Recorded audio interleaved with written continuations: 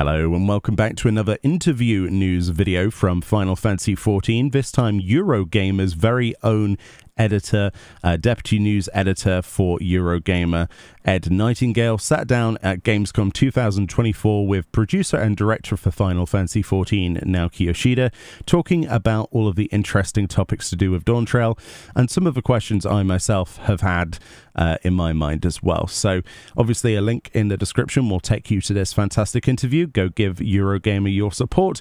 They've done all of the work here. We're just simply going to read through the questions and answers and have a few opinions of our own, and also open this up in case you don't have the time necessarily to read through this yourself. But yeah, definitely go and support the original post for this. Ed starts off this interview with Yoshi P by saying, "I want to start by discussing Dawntrail and some of the criticisms from reviews, including a slightly slower story, it being a game of two halves, and some of the Scions not quite getting enough screen time. How much of that do you listen to," he asks, "and how much will that impact future expansions?" Which is a really great question. Like I say, I've got the same question in my mind. Yoshi P responds, "With this new expansion, specifically regarding the first half of the story, we did receive feedback saying the tempo wasn't good and it could have been sped up a little more. But considering this was a new adventure that we're going on and we're journeying to a new land, we were meeting new people and we were coming into contact with new cultures. We went through a process of making sure to create and showcase these aspects in a very attentive way. For us, in the development team, the story did progress as we planned. The key things we had in mind for this adventure were the player to know about where they are going, for them to learn about the things where they're going, and then for them to discover things where they're going as part of that adventure. But as a result of that, we did receive feedback that tempo was slow, and I do understand that some players were frustrated. Looking back on it, we could have perhaps spread some of those elements, which were incorporated in the main scenario, we could have diverted them into side quests. In this regard, it's a little bit similar to 2.0. However, when things become more complicated later in the story, if we haven't gone through the process of ensuring the player knows about the world they're in, they won't really know what's going on. So, on the other hand, there were players who appreciated being able to learn in detail about everything in advance. On the other hand, there was another group of players who just wanted to progress at a faster pace, and I completely understand where they're coming from as well. So once again, we could have diverted some of those aspects to the side quests, so for players who are interested in learning more, they could just go and do those side quests. However, this is one learning we've taken on and would like to make the best of this moving forward in our development. With regards to the Scions playing more active roles later on in the story, truth be told, this is something I intentionally wanted to try out. I do understand there are people who always want the Scions to be the center of the story, but at the same time there are people who are also requesting something new instead. So it was a conscious effort on my part, says Yoshi P, to experiment and see how the balance would play out. We're really at the limits of what we can do in terms of showcasing the Scions to the fullest in the story. If we wanted to have them all stand out as key parts of a cast in a new expansion and to be a part of that one story, it's an extremely difficult process. I think moving forward we would like to consider certain situations. For example, maybe only half the Scions will appear in the story, or maybe they would be a story where only Alphino and Alice would play a part. Unfortunately, we have to take this approach, otherwise we will not be able to create a story that we would be satisfied with ourselves. On the other hand, I do understand that if we do take that approach, there will always be complaints. Some people might be saying, "Hey, why isn't Ishtola there?" It's just the case that because we are at our limits, we can't always have that all-star cast. This is something that we will need to consider moving forward. So basically that answer sort of nails the idea that they made a conscious effort to try not to split the attention away from the main focus of Wook Lamart, basically, and the, contention of the throne, that storyline, and so they sidelined it. It is something I personally, outside of this, obviously my own opinion, I personally think that they could have done a better job with the side quests, maybe having Kryle's sub-quest system as a side activity, maybe, you know, leading to a plus quest to give her a dungeon or something, you know what I mean? Like they used to do with the side stories, they would put into like plus quests and you would pick them up. There'd be a tangible reward at the end of it. They could have easily mixed Kryle's storyline in with said plus quest and then unlocked like an expert duty or something. That would have been interesting, but I suppose it's a learning process, but it's also a conscious decision to have an experience, I guess, similar to 2.0, right? So, but yeah, there's a lot of opinions I have about the, you know, the focus of the storyline itself, and realistically what kind of ambitions you would have as a character. But anyway, let's continue with the interview. So next up, it's asked, you're very close to the community, such as with FanFest and live streams. Is there a danger of listening too much for players? For instance, with recent changes to the Viper job, how do you balance doing what you do and also listening to the community? This is another one, obviously, with Viper. Some people were outspoken about the changes with Viper, most notably in the high-end sort of side of the game, you know, Savage rating and such, where people were like, well, I liked it before, and it seems to have been quite simplified in some cases. Yoshi P says, firstly, with regards to why I keep a close distance to the community, I think it's that that's not really an appropriate way to approach it, but rather to me, it's really important to have a mutual understanding between both sides of this genre. Starting back with Ultima Online, I played a lot of MMOs in my time, and my history as an MMORPG player is really long. I know that developers will release patch notes, and there is a group of players who don't read them. And the patch notes only explain what has changed. So certain players will read them and be like, hey, why have you gone and nerfed my class? Why have they adjusted my job? And I have encountered this kind of situation time and time again over the years. Of course, whichever developer teams are behind those games, I believe they must really want their players to enjoy the game. And that's what's behind their motivation for updating it.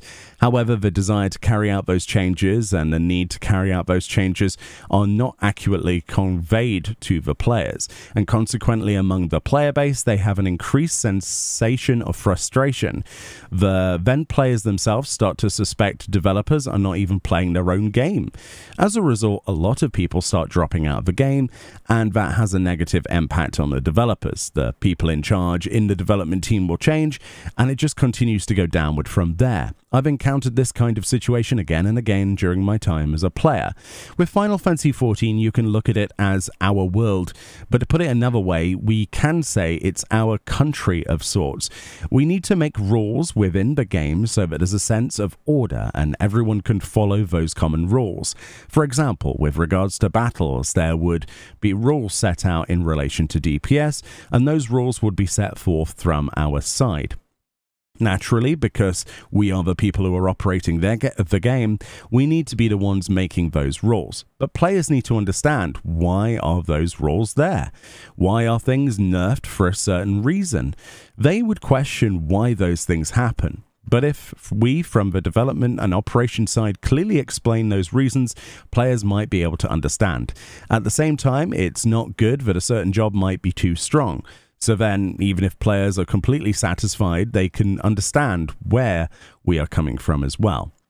It's striking that balance which is really important, Yoshi P says, and I think it's having the players understand our intentions.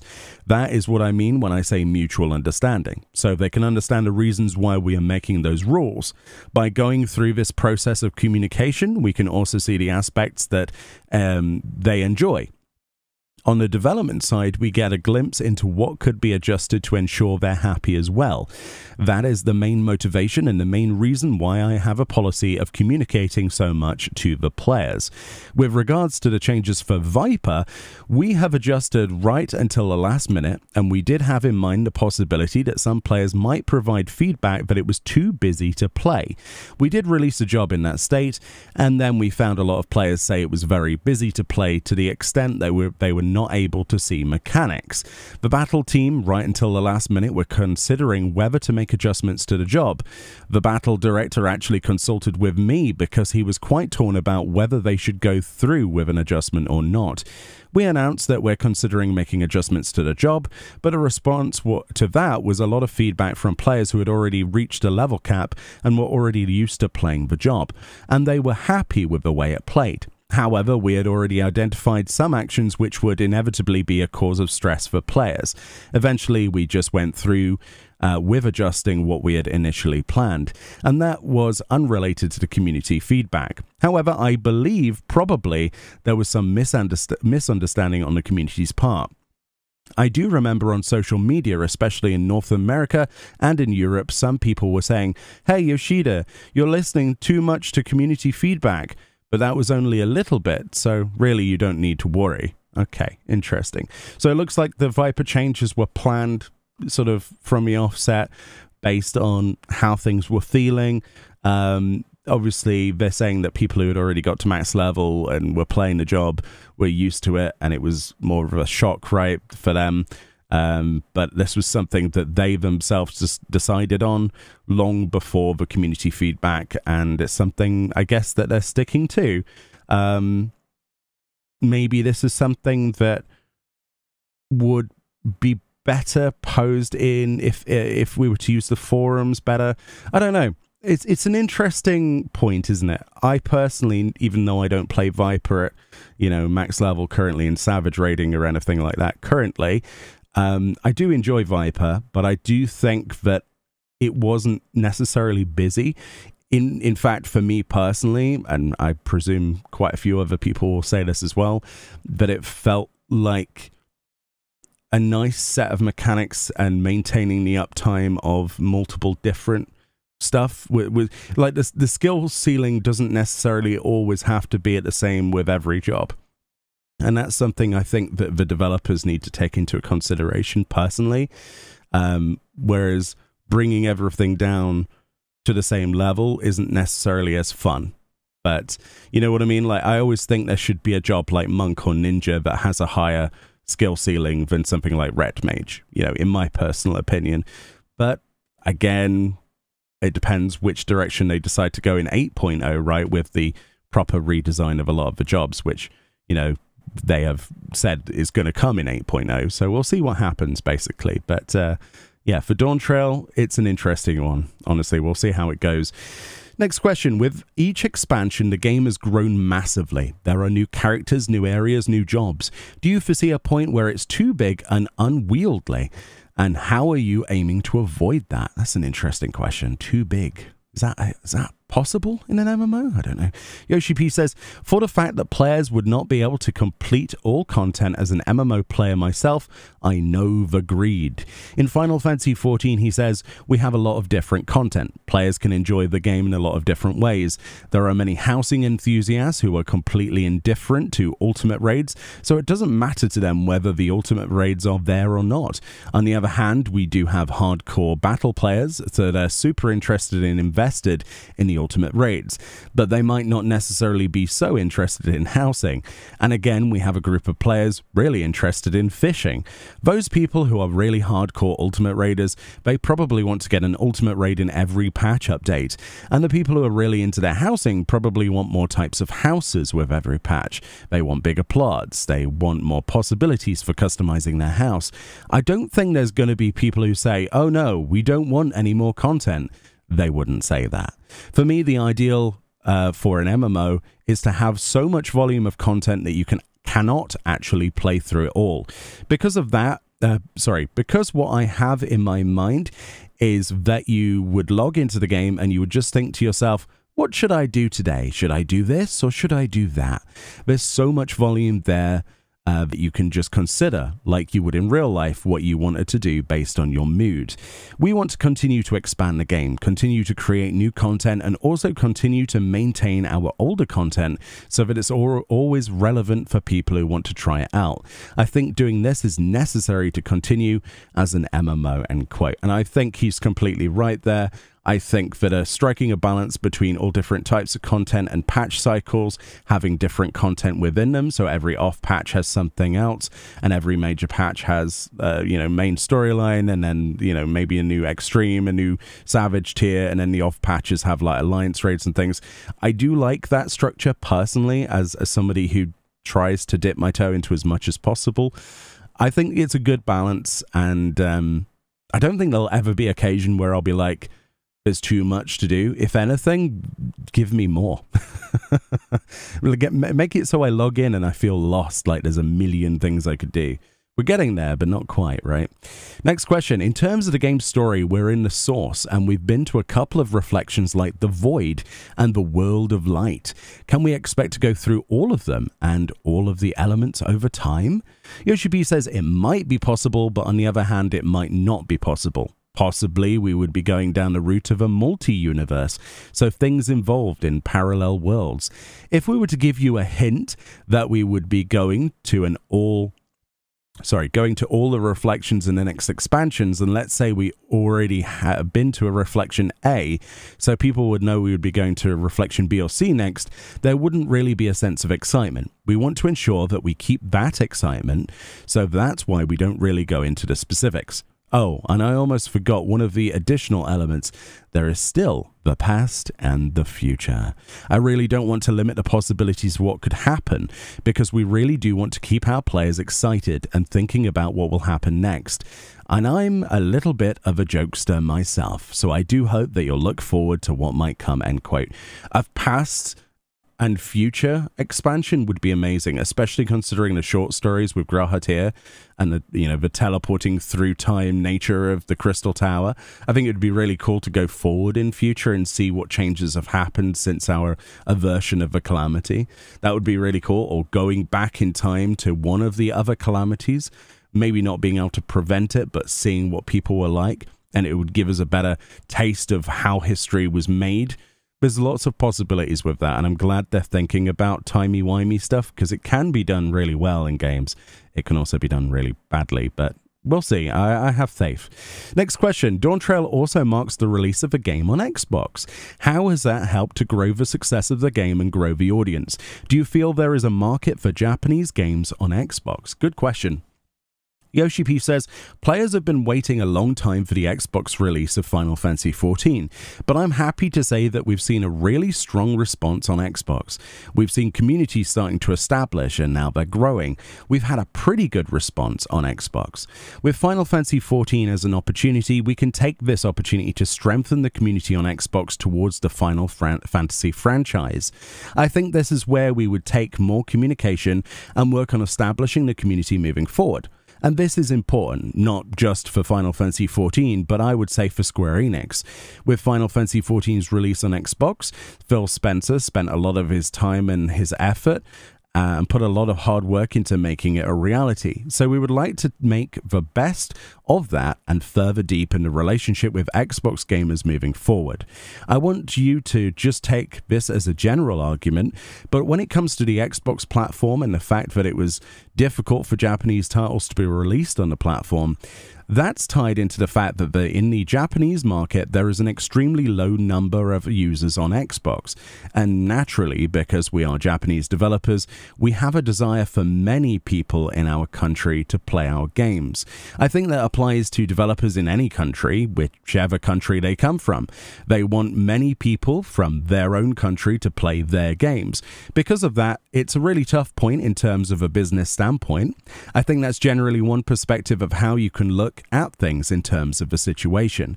However, at Square Enix, we have been changing our policy. So now we're moving towards a policy of releasing our games on a multi-platform basis, and we really want as many players as possible to play our titles. So with Final Fantasy XIV as this starting point, we do want to release more Square Enix games on Xbox, and there will be more of our titles released on Xbox. So I hope players will look forward to the future, future things to come on the platform. And there we go. They also point out the interview's been edited slightly for clarity.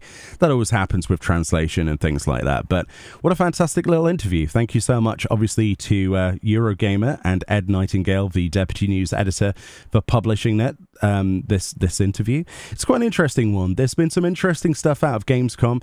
It's interesting to see how they are aware of the sort of mixed responses for Dawntrail and how they're they were geared up towards that expectation of maybe a dip down in terms of expectations of players, but this is kind of like the ramping point. You know, if we're going to have it compared to 2.0 in as many ways as we are comparing it to, even internally at Square Enix, then I think it's a fair point to say that 8.0 is going to be the heavensward of the future, right? Of our current present, which is very exciting because Heavenswood was where everything started to kick off.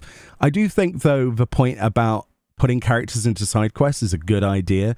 I do think they could do a lot better in terms of employing people like Kryle's storyline into a much longer storyline with a plus quest, maybe have a dungeon, you know, stuff like that, tie it into content so that people have ways of enjoying it regardless. Another way that they've done this before that I really love is the variant modes. I think that the variant modes in Dawntrail could make use of a lot of these characters. Like, it would be really cool to see a variant mode in Dawntrail with, I don't know, Thancred specifically. I don't know what he'd be up to, but we could have Thancred's journey through something, or Ishtola is trying to find a reason to, you know, a solution of bridging the gap, you know, through time and space to the first, right? To go back and see Runar and rejoin those planets, not literally, but like have a way of visiting them physically for themselves. So it would be interesting if there was a variant mode that uncovered some of that history, maybe some, you know, with Ishtola. That would be a great character. I think people would love that. So there is the content in the game to allow for that, and I think that it's not too late. They can still pad a lot of that in with patch content, and I really hope they do. I really hope they do. I hope it's that sort of stuff rather than introducing necessarily new characters all the time and, you know, being invested in new characters every time that something comes out, rather than, you know, making use of what they've got and fleshing out the expansion. But yeah, some really, really good points in here, and I'm personally very excited to see what Dawntrail brings out.